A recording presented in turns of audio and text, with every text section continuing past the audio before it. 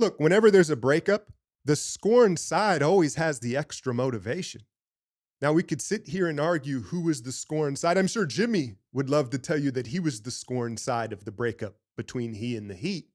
But after 5 or 6 weeks now after the trade, it's pretty clear the Heat were the scorned side of this breakup. You combine that with the fact that you don't have Steph, and it was a recipe for disaster. I saw this one coming because, look, the Warriors, you heard them all say, hey, we want to win this for Jimmy. The Heat's mindset was, we can't lose this one. There's a difference, right? You always hear that with like the elites, the Jordans, the Kobes. It's that they don't love to win, they hate to lose. The Heat could not lose this one. And so they open up switching. Remember, there's that back screen from Jimmy, Moses lob, and they're like, no, we're switching it. They right away kind of established, like, we're not going to treat Jimmy like he's some superstar. We're not really going to send two at him. They're so obviously familiar with him. I think that they understood, hey, if we just show the help, he'll move the ball. And then we've got the wings to get out and contest and make tight shots. Now, we start small with GP2, one, for him to be on hero and make sure he doesn't get going, but also to take advantage and play fast and get threes up, right? But again, we weren't forcing double teams. Jimmy wasn't really forcing help. They were that familiar and comfortable with him. And Moses ends up getting like the first 3 or 4 touches of the game, and he misses all of them. And Moses quietly is in a shooting slump.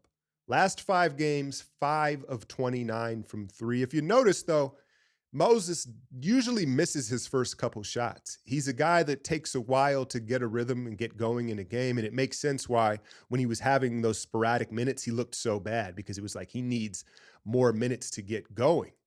It's crazy, though, how quick the season can flip, because I went to the Warriors game out here in Phoenix a few months ago, and we got ran off the floor, and the game wasn't good, but the experience was good, and the tickets were great using SeatGeek.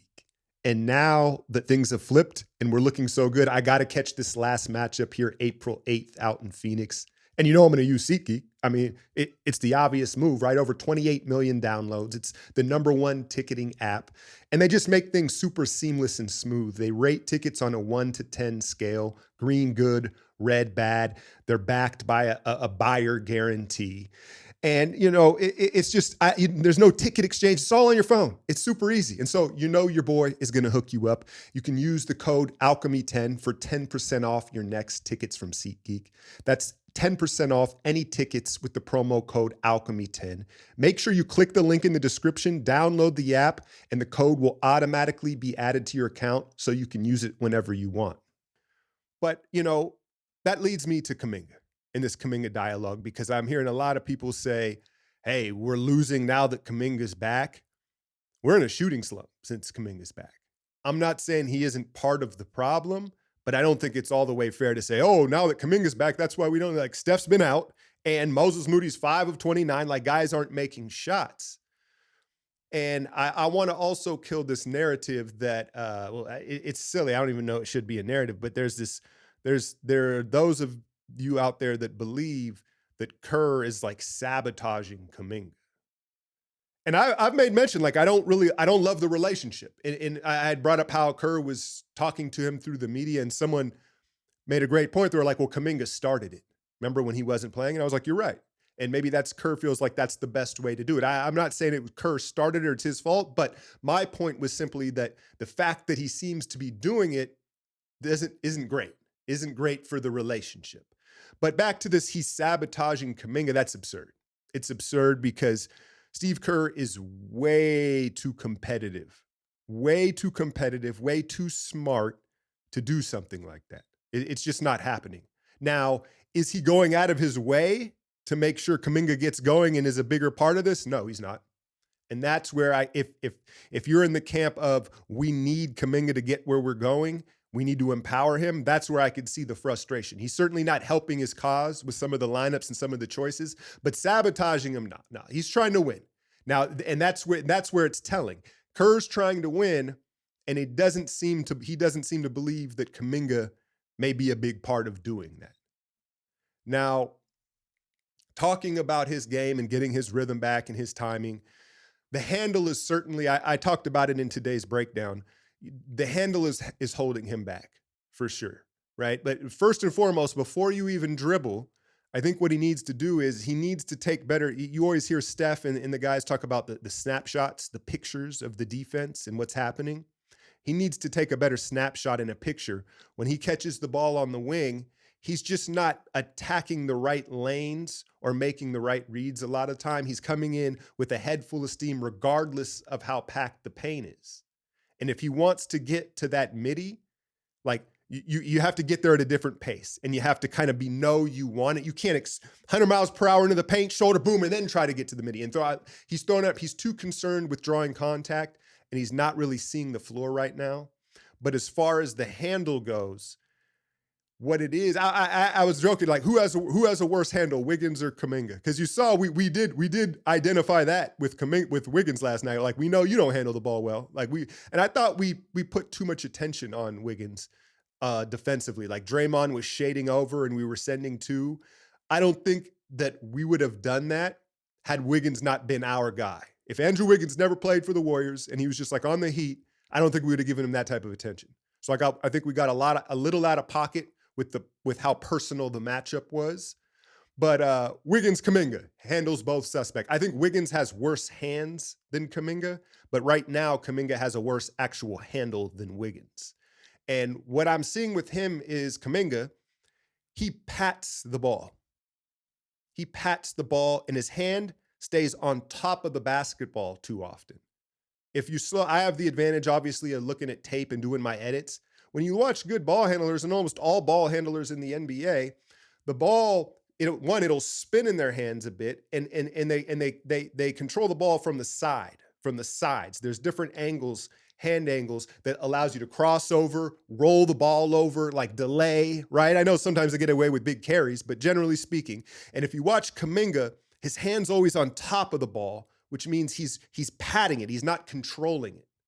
And so, it goes back to, I think it was last summer, I was like, hey, the fundamentals, some people didn't like it. I was like, I don't like these workout videos. I don't like what I'm seeing in them. They don't look like the things I would be working on with them. He's got to get back to the fundamentals of ball control. It's not about working on moves. It's about working on the triple threat, the fundamentals of ball control. And then his athleticism will take over.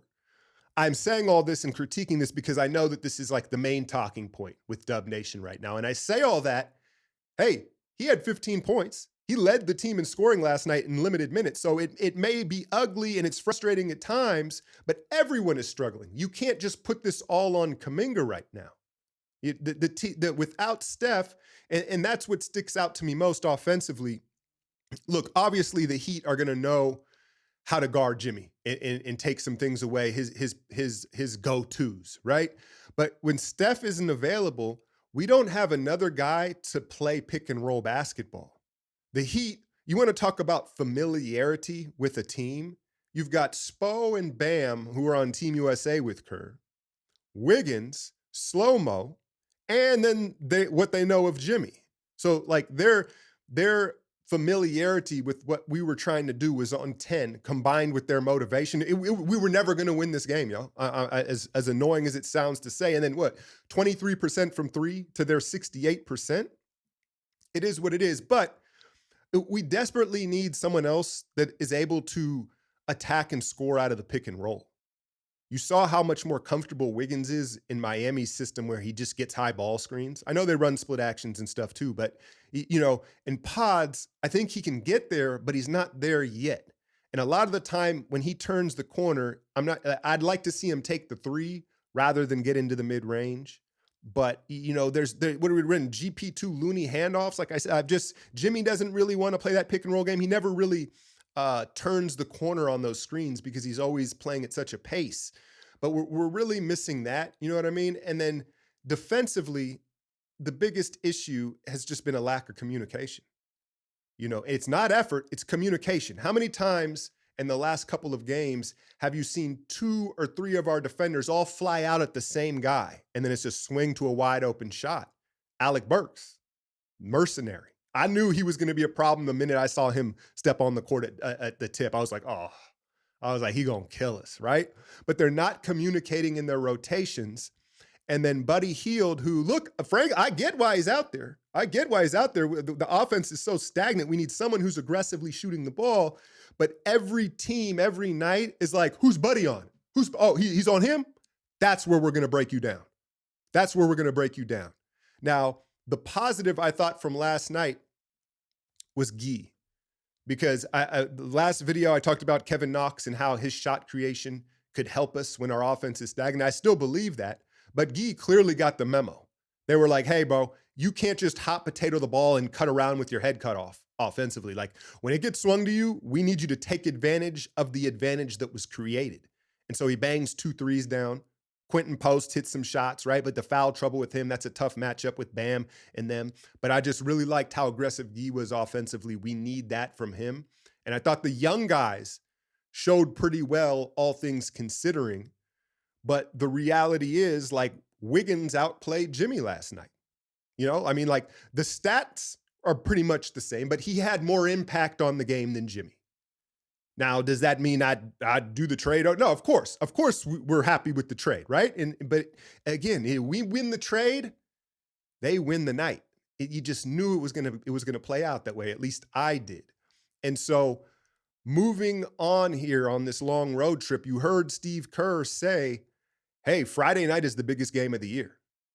We've lost 2 in a row. There's 10 games left. And I opened up with talking about motivation and how it's hard to match other teams, other people's motivation, given the context of a situation, right? You'd imagine, you'd hope, Zion or not, Friday night in New Orleans, they're going to have a hard time matching this Warriors team's motivation after dropping 2 at this point in the season. Steph probably back in the lineup, and we get back to winning here. And so you can play, I don't want to call it NBA math, but you look at our schedule, the Clippers schedule, the Wolves schedule, and you could try to circle wins and losses, but as you're finding out at this point in the season, you really can't do that. Every night, all things are on the table with where all these teams are at in these different scenarios, these different players, the familiarity, the unfamiliarity, the motivation behind each game. That's all I got for y'all. As always, hit that like, share, and subscribe. I'm out, y'all.